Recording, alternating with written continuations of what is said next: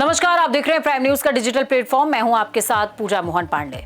कल्पना कीजिए, आप घड़ी देखते हैं और हर टिक टिक के साथ करीबन 10 लाख रुपए खर्च हो रहे हैं। जी हां, 10 लाख रुपए। और यही हो रहा है आज यूनाइटेड स्टेट्स और ईरान के बीच चल रहे इस टकराव में। सिर्फ 30 दिनों के अंदर ये खर्च 2.5 से 3 लाख करोड़ तक पहुंच चुका है। और सबसे बड़ी बात, ये सिर्फ शुरुआत है। अब सवाल ये उठता है कि ये युद्ध क्यों खास है। ये कोई सामान्य युद्ध नहीं है। इसमें सिर्फ गोलियां नहीं चल रही हैं, बल्कि मिसाइल, ड्रोन, साइबर अटैक और ग्लोबल इकोनॉमी सब एक साथ दांव पर लगे हुए हैं। इजरायल की भागीदारी ने इसे और ज्यादा मुश्किल और ज्यादा जटिल बनाकर रख दिया है। पैसा कहां जल रहा है? अब सवाल सभी के जहन में ये आ रहा है।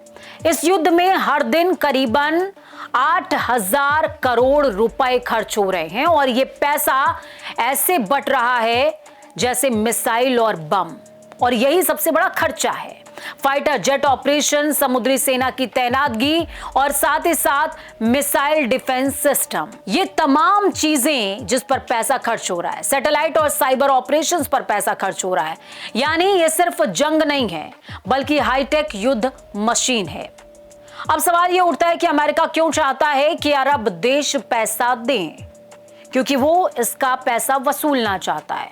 अब असली गेम यहीं से शुरू होता है। सऊदी अरबिया और यूनाइटेड अरब अमीरात जैसे देशों से अमेरिका ये कह सकता है कि हम तुम्हारी सुरक्षा करते हैं, अब तुम खर्च उठाओ। इसका आधार क्या है? भाई, सुरक्षा तो आधार नहीं हो सकता।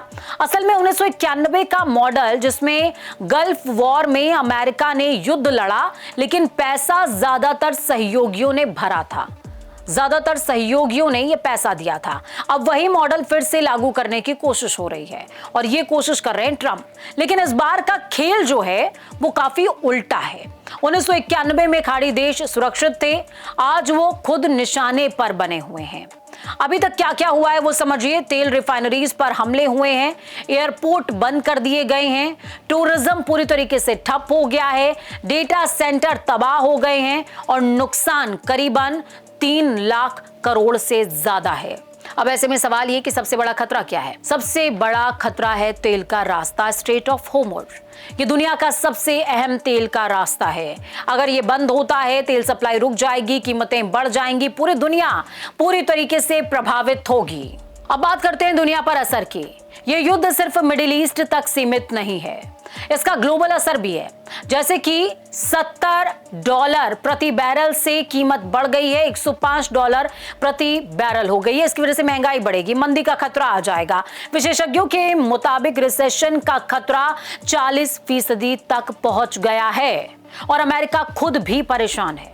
क्यों परेशान है? हर दिन अरबों डॉलर खर्च हो रहे हैं, टैक्स पेयर्स पर बोझ बढ़ रहा है, लोन महंगे हो रहे हैं, अर्थव्यवस्था में दबाव आ रहा है, इसीलिए वो खर्च शेयर करना चाहता है। ईरान का जवाब क्या है वो समझिए। ईरान ने साफ कर दिया है कि मिसाइल और ड्रोन हमले जारी रहेंगे। बातचीत तभी होगी जब मुआवजा मिलेगा। यानी ये लड़ाई जल्द खत्म होने वाली बिल्कुल नहीं है। तो क्या होने वाला है, ये सवाल है। सबसे आसान बात क्या है वो समझिए। ये युद्ध सिर्फ सीमा पर नहीं, बल्कि आपकी जेब पर भी लड़ा जा रहा है।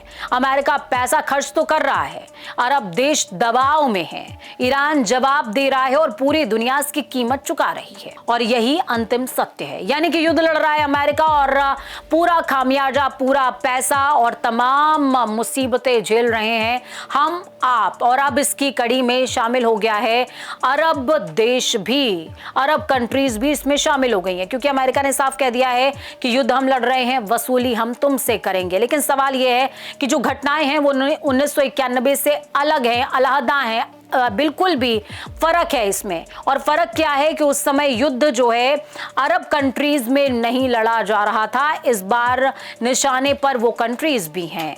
तो ऐसे में वो भुगतान कैसे करेंगे? अब देखना ये होगा कि अमेरिका के इस फरमान के बाद उन कंट्रीज का स्टैंड क्या रहता है और क्या कुछ निकलकर आगामी दिनों में सामने आता है। आज के इस एक्सप्लेनर में इतना ही। मुझे दीजिए इस टॉपिक के लिए इजाजत। नमस्कार, मैं पूजा मोहन पांडे, आज के लिए साइनिंग ऑफ।